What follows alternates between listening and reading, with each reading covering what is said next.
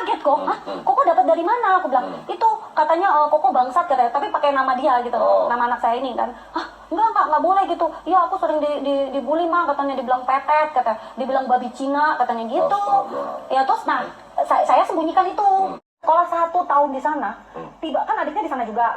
Mereka berdua ini masih aku masukin sekolah ngaji kok, ngaji di rumah gitu loh, TPA yang guru datang atau mereka ke masjid gitu kan. Tiba-tiba anak saya yang pertama tuh bilang, "Mama, saya mau masuk Kristen aja."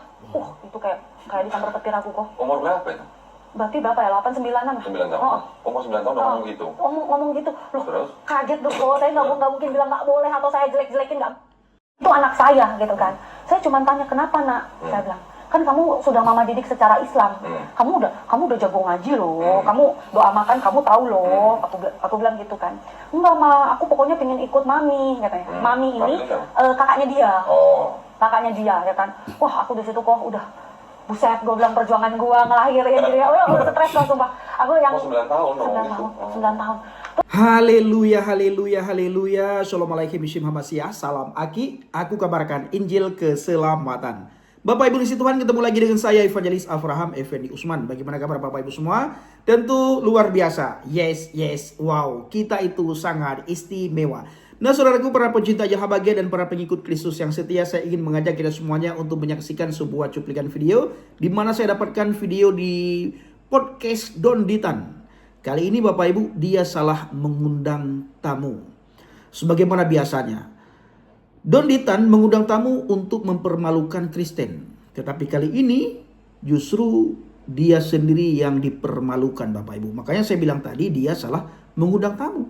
Tamu yang diundang sepasang suami istri, dan suami daripada si istri ini mu'alaf Bapak Ibu. Punya anak, masuk sekolah. Lalu tiba-tiba anaknya diantarkan ke sekolah Katolik. Tidak lama kemudian Bapak Ibu, apa yang terjadi? Mari kita lihat cuplikan videonya. Sekali lagi Don Ditan blunder, salah ngundang tamu Bapak Ibu. Mari kita lihat bagaimana cuplikan video berikut ini. Saya punya perasaan seperti itu. Akhirnya saya memasukkan sekolah yang benar-benar Islam 100%. Tanpa melihat tuh casing-casingnya mereka itu ternyata sangat berbeda dengan anak saya. Alhasil anak saya tuh di sana tuh kena pembulian kok. Jadi kayak waktu sekolah tuh kan ibaratnya ya, netizen kan bilang, "Mana bisa anak kecil ini ngerti gini kan." Hujatannya seperti itu ya. Tapi anak saya tuh ngerti kok. Dia tuh kayak sempat tanya gini ke aku, Mama, bangsat itu artinya apa ya?" Saya kan kaget kok. "Hah? Koko dapat dari mana?" Aku bilang, "Itu katanya Koko bangsat," katanya, tapi pakai nama dia gitu, nama anak saya ini kan. "Hah? Enggak boleh gitu. Iya, aku sering dibully mah, katanya dibilang petet, katanya dibilang babi Cina, katanya gitu." Ya terus nah, saya sembunyikan itu dari papahnya, ya kan.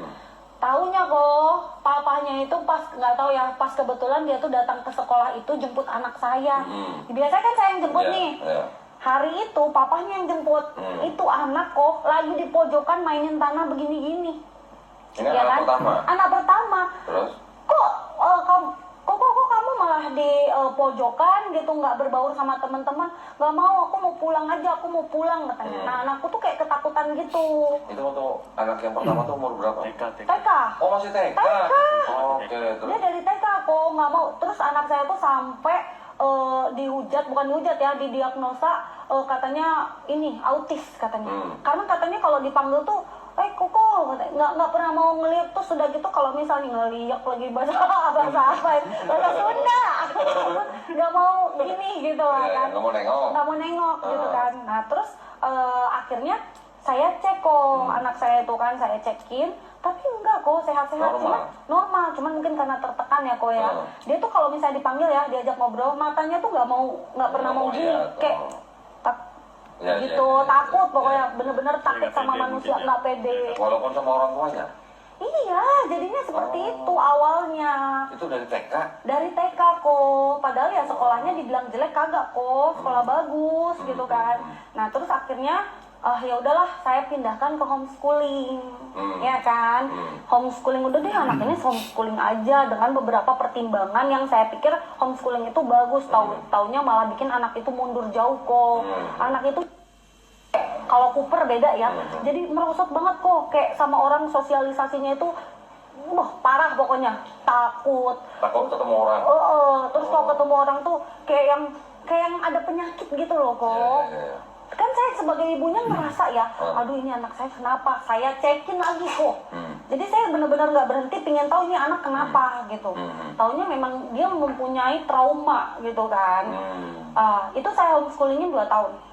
2 tahun berarti kan berapa? kelas 1 sama kelas 2. Kelas 1 kelas 2. Kelas 1 sama kelas 2. Terus papanya bilang, kamu jangan kayak gitu.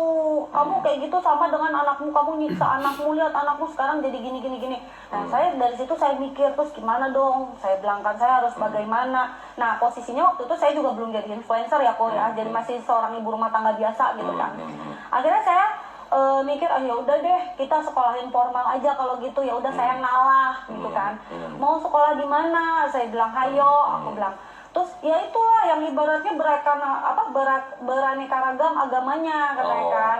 Nah waktu itu tuh mau dimasukin Santo Yusuf yang 100% Kristen semua. Jangan, saya bilang, coba yang lain, saya bilang. Akhirnya kita nemulah Petra. Yang Petra itu ternyata saya lihat beberapa teman saya yang muslim sekolah di situ. Oke, di Surabaya tuh ya? Di Surabaya. Jadi pemikiran saya, oh ya ini sekolah tepat nih buat anak saya. Saya daftarin ke situ kok, kelas 3 SD dong. Ditolak katanya nggak bisa. Loh kan ini anak saya udah homeschooling kelas 2, saya bilang. Terus malah dari sekolahnya tuh bilang, kalau gitu ibu harus tamatin dulu sampai kelas 6. Saya nggak mungkin dong kok bikin anak saya makin merosot sampai kelas 6. Itu mau masuk kelas berapa tadi? 3 SD. Terus? Nggak boleh. Nggak boleh. Jadi kalau misalnya kita udah masukin, nah ini nih satu nih yang harus ibu-ibu di luar sana ya kan, ketika kita mau masukin anak kita homeschooling mending dipikir lagi deh. Karena kalau misalnya homeschooling itu sudah masuk, itu benar-benar harus ditamatin kok, baru bisa diakui. Enggak, iya baru bisa masuk pindah ke formal. Jadi nggak bisa nih kelas, misalnya kok udah sampai kelas 4 dia, terus mau kelas 5, itu nggak boleh kok.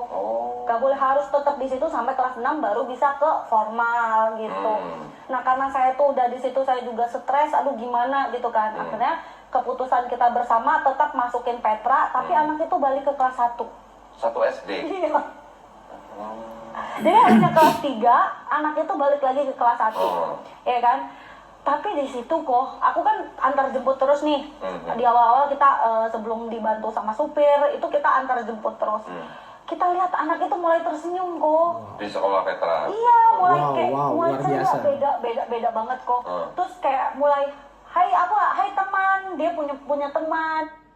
Memang teman-teman, Bapak Ibu semuanya sangat berbeda pendidikan di tempat Katolik, di sekolah Katolik bila dibandingkan dengan sekolah lain. Itu sangat berbeda dari segi didikan, dari segi disiplin, dari segi membangun karakter anak.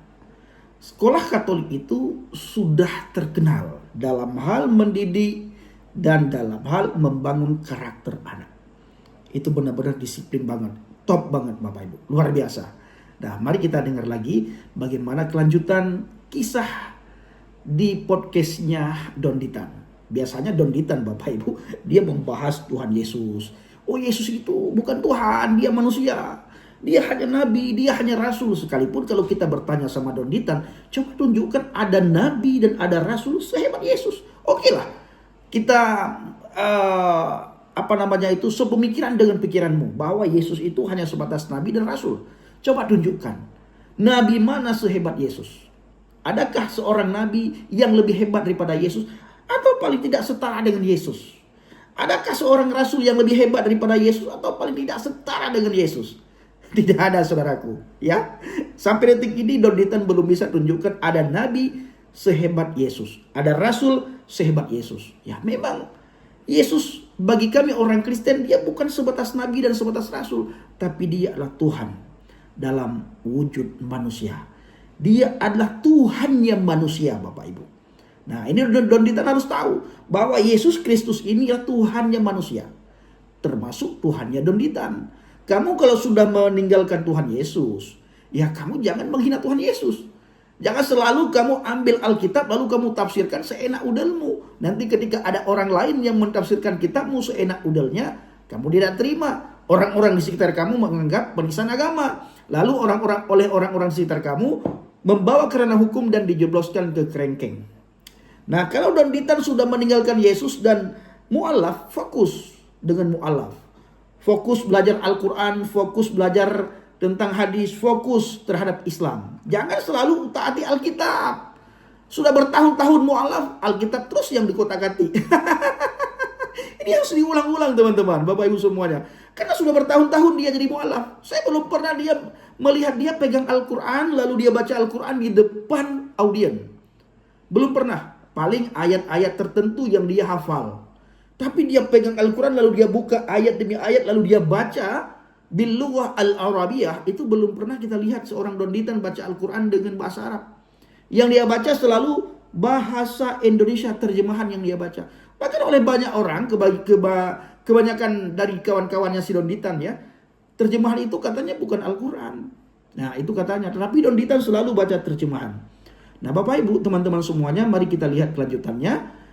Bagaimana karakter anak ketika disekolahkan di tempat yang tepat, dididik di tempat yang tepat, diajari di tempat yang tepat, dan berada di tempat yang tepat, berada di komunitas yang tepat. Bagaimana karakter anak tersebut? Mulai senyum, mulai menyapa satu sama yang lain, mulai enak dilihat. Mari kita lihat kelanjutan kisahnya. Gitu kan sekarang malah sosialisasinya tuh, jiwa sosialnya tuh tinggi sekali. Malah sekarang tinggi sekali. Ya. Nah, Bapak Ibu, pengakuan si ibu bahwa jiwa sosial si anak itu tinggi sekali. Artinya sangat berbeda karakter si anak sebelum dimasukkan ke sekolah tersebut dan setelah dimasukkan ke sekolah tersebut. Ini harus membuat banyak orang berpikir nih dengan konten ini. Orang-orang harus berpikir dengan keras, berpikir dengan kritis. Ya, kenapa kalau di sini begono, kalau di sana begini? Ayo berpikir dengan akal yang sehat.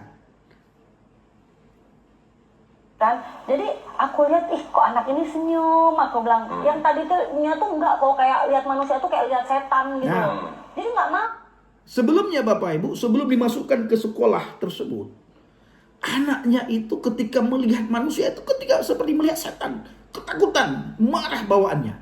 Kenapa? Karena salah berada di komunitas. Dia berada di komunitas yang salah. Tapi ketika berada di komunitas yang tepat, di komunitas yang benar, anak itu berubah. Ada pembaharuan budi, ada pembaharuan karakter yang dialami oleh si anak.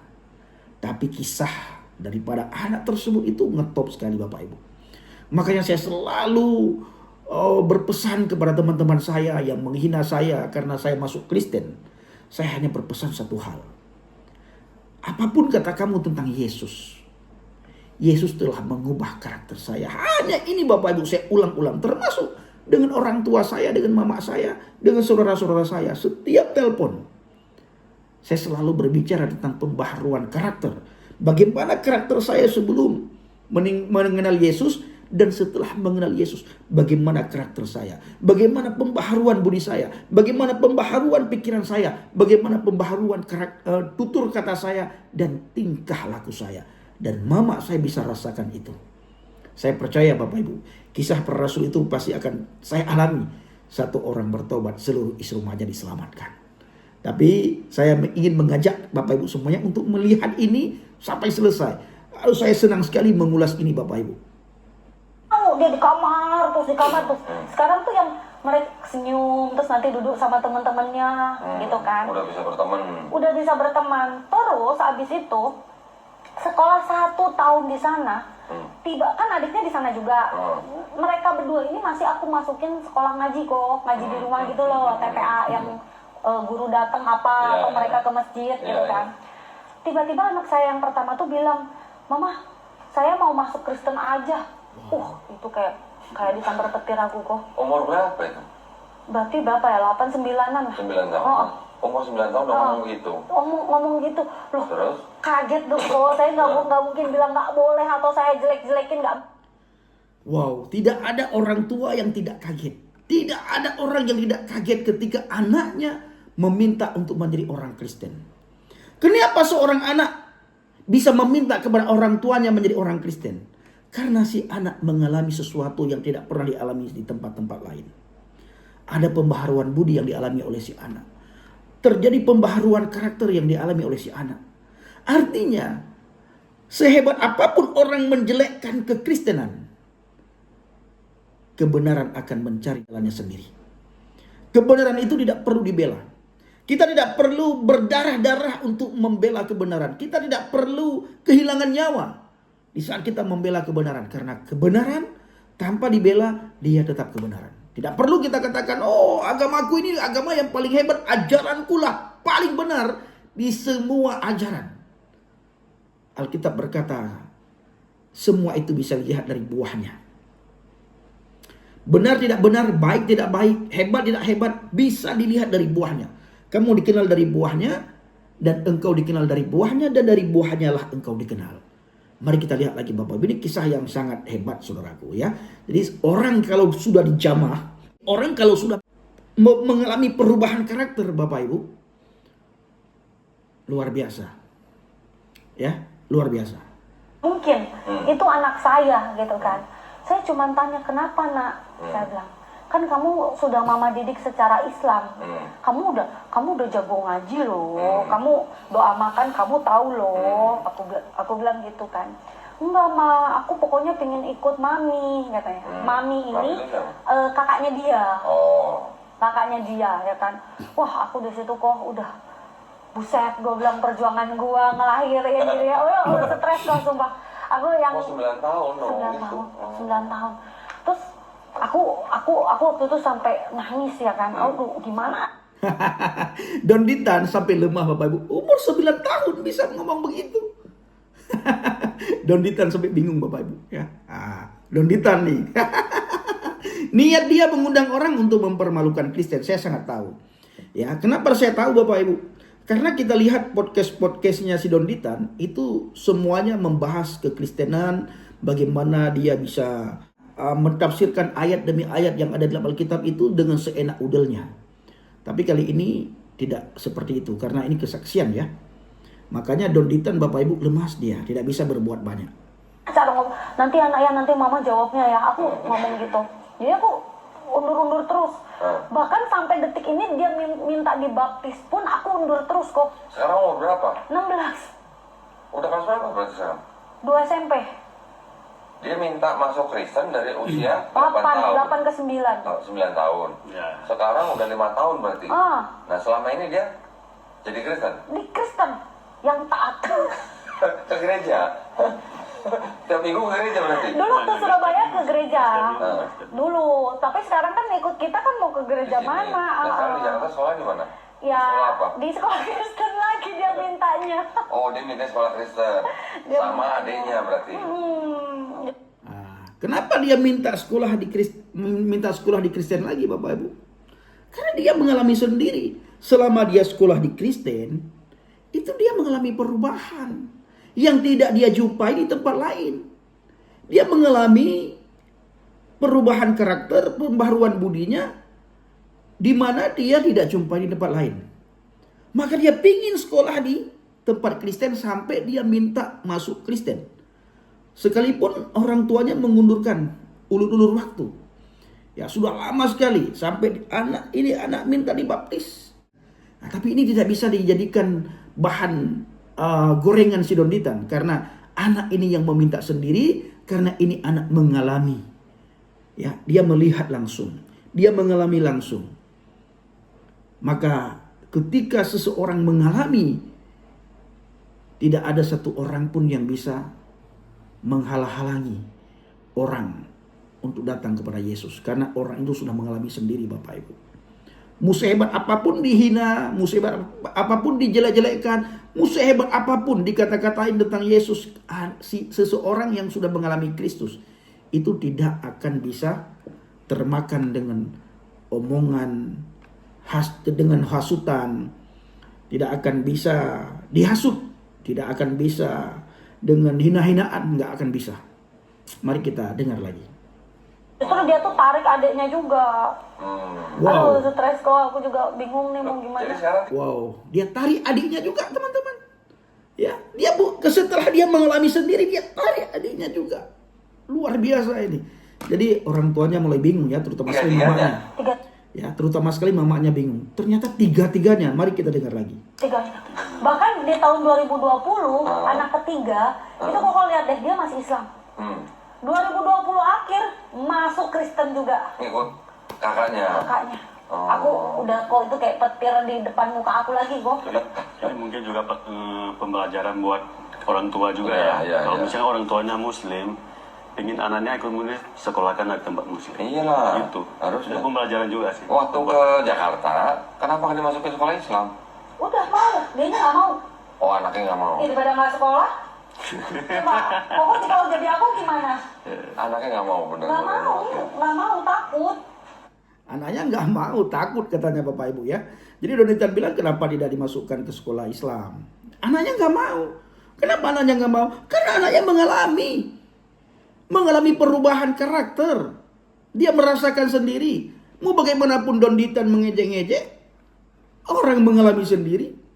Kecuali dipengaruhi dengan pengaruh yang sangat dahsyat ya. Dengan tipu daya muslihat yang hebat, baru orang itu tidak mau. Kalau terus-terusan dipengaruhi, itu bisa jadi Bapak Ibu. Tapi saya tidak yakin. Ketika orang mengalami seperti saya bilang tadi, tidak ada satupun kuasa yang bisa menghalang seseorang untuk datang kepada Yesus. Karena trauma kali ya. Trauma. Tapi dia aku masukin ke sekolah yang sekarang ada Muslim juga. Padahal dia tuh traumanya ketika dia di TK ya. Masih kecil. Orang, kok lihat deh voice note dia masih ingat semua kejadiannya loh. Oh ya? Iya, aku voice note tuh. TK itu kan berarti umur 5-6 tahun ya? Iya. Kuat Dia banget. masih ingat. Gimana? Kuat banget memorinya berarti. Gen Z. Dia bilang loh, kenapa ya kejadian yang dulu saya waktu masih sekolah di TK, kok masih ingat ya sampai sekarang ya? Sampai sekarang. Dia ngomong sendiri loh, dia ngomong sendiri. Dia bilang, saya masih ingat loh, katanya. Ini Islam kok sipit katanya. Islam kok sipit katanya. Sampai sekarang aku masih ingat ya Pak ya, aku dibilangin Islam kok sipit katanya. Oh, karena maksudnya yang membuli itu ya anak-anak Islam juga. Iya, betul. Anak-anak Islam ini. Baru sadar Donitan, oh yang bully-bully itu anak-anak Islam juga. Donitan pikir yang bully Kristen. Orang Kristen tidak suka bully. Donitan kan pernah jadi orang Kristen. Saya tidak, ya Kristen dia, pernah jadi Kristen dia. Masa kamu nggak paham tentang kasih yang diajarkan di dalam Alkitab? Kasih yang diajarkan dalam Alkitab itu kasih yang nyata. Berbeda dengan kasih yang diajarkan oleh orang-orang di luar Alkitab. Bila kasih yang diajarkan itu kasih berdasarkan Alkitab, itu kasih yang nyata. Kasihilah musuhmu, doakan mereka yang menganiaya kamu. Jadi tidak ada bully-bulian. Kasih yang nyata. Jadi kita juga berharap supaya semua sekolah Kristen melakukan hal yang sama. Untuk mendidik karakter si anak menjadi anak yang baik. Anak yang berguna bagi bangsa dan negara, bagi keluarga terutama sekali. Mari kita lihat lagi Bapak Ibu. Nah, tepuk jidatnya ini ya, si Donitan tepuk jidat. Dia berpikir yang bully si anak ini siapa? Jadi anak ini pernah dimasukkan ke sekolah Islam, dibully oleh kawan-kawannya yang beragama Islam. Nah, kenapa?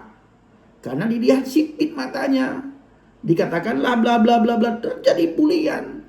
Mulai dari TK sampai anak ini remaja, bahkan sudah 15 tahun umurnya, dia masih ingat terhadap bulian yang pernah dialami waktu dia masih sekolah di TK.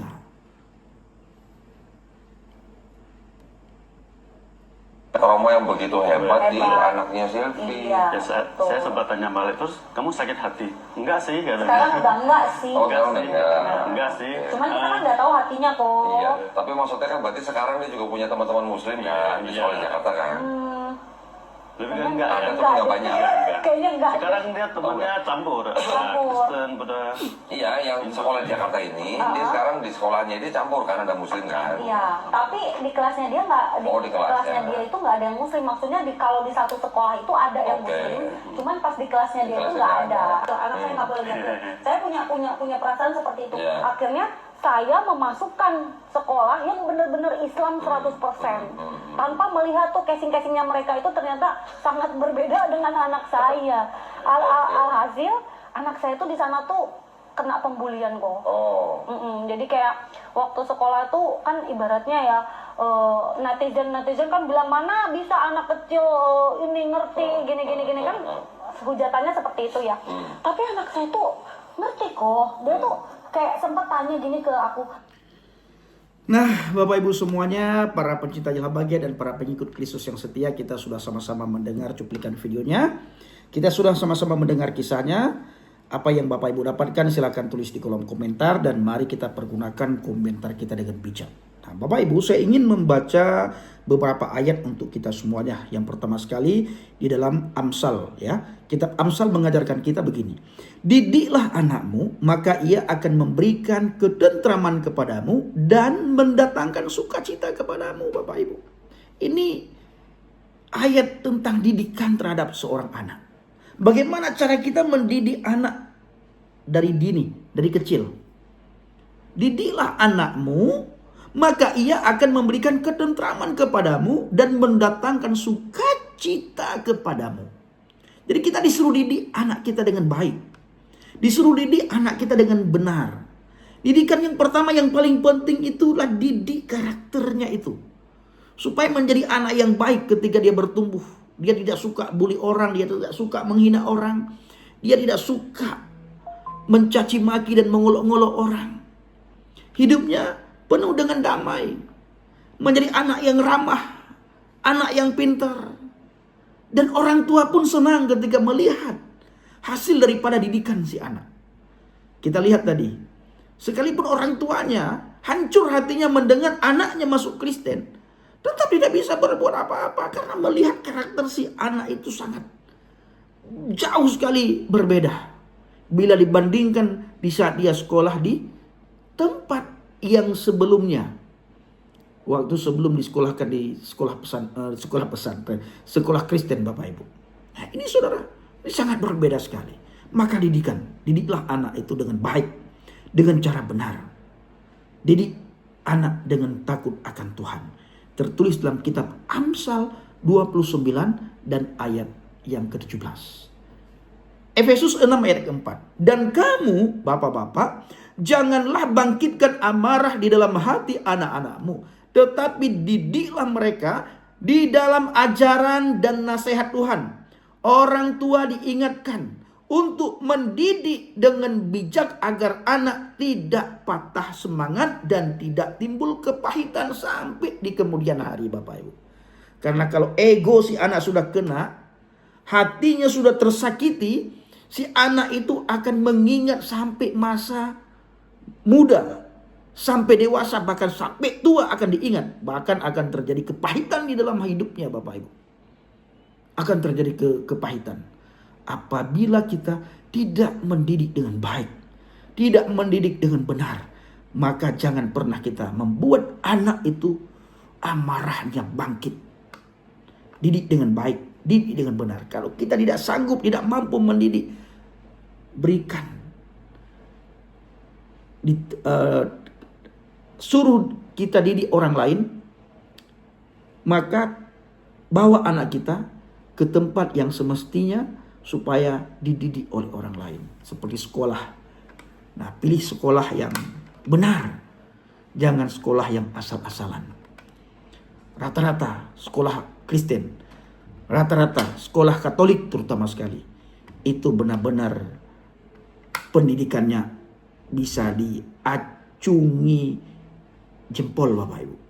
Jadi kalau anak-anak dididik dengan baik, anak dididik dengan baik, pasti orang tua hatinya tenang, hatinya tentram, hatinya penuh dengan sukacita, Bapak Ibu. Oke, saudara dikasihi Tuhan, para pencinta jalan bahagia dan para pengikut Kristus setia, kiranya video ini bisa menjadi berkat bagi kita semuanya. Shalom alaikum bishim hamasiah, salam aki. Aku kabarkan Injil keselamatan. Bapak Yahweh Bishop Adonai Yesus Hamasiah, Waruah Kudus memberkati kita semua. Haleluya, amin. Salam murtadin. Terima kasih.